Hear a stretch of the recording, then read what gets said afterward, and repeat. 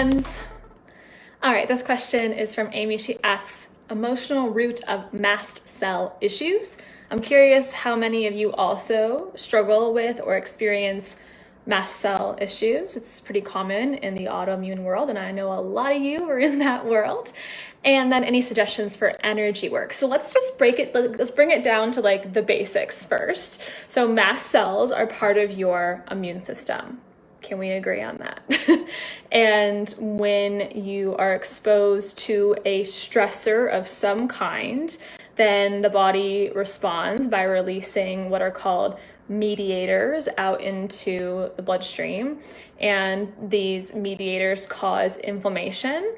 And the inflammatory response is not inherently bad. There's a lot of like blogs and podcasts and talk about reduce inflammation. But our inflammatory response was created with divine purpose in our body to protect us. It becomes chronic at some point, and then it's no longer helpful, right?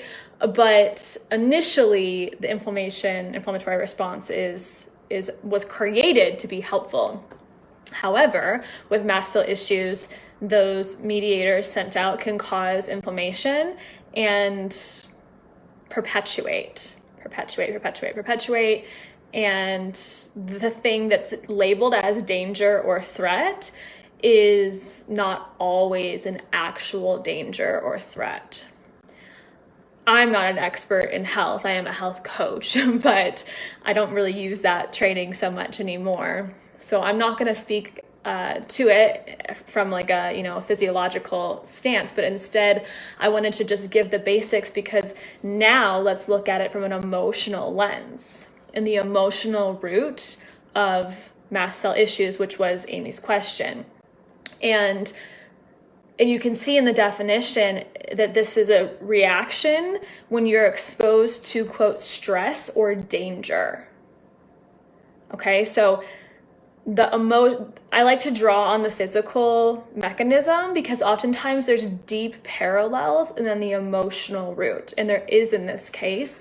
The emotional root can be, it's not guaranteed that it is, but the emotional root can be fear.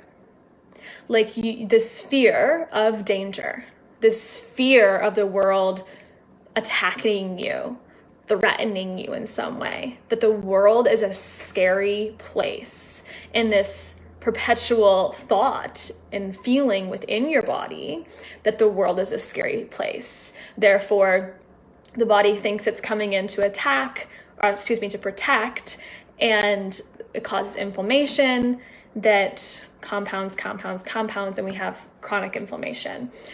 So I'm curious if that resonates with Amy, but also anyone else who's listening who might also experience mast cell issues, and if you feel like you might be living in a chronic state of fear, or like you're never really safe, or like there's some perceived or real, doesn't matter, your nervous system's going to interpret it the same way, but some sort of threat towards you in your life. When I think about this in relation to empaths, it makes a lot of sense. The world feels so overwhelming and so big and so scary, and like there's just so much to process and to digest.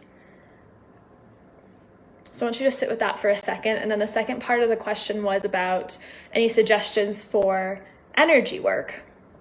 And really what I would suggest is subconscious work and getting to the root of fear if that is resonating, so that you can release not just the fear that might be presenting itself currently in your environment or emotionally or like right now in reality, but the compounded fear of the past that may also be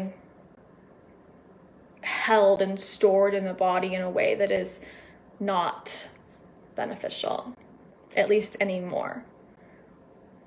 Okay? Let me know any thoughts about that. I would just, go into the subconscious to work on fear. There's certainly some other modalities or energy work that could be supportive, but I think getting to the root of the issue here is going to be probably what gives you the biggest results. Okay? Love you.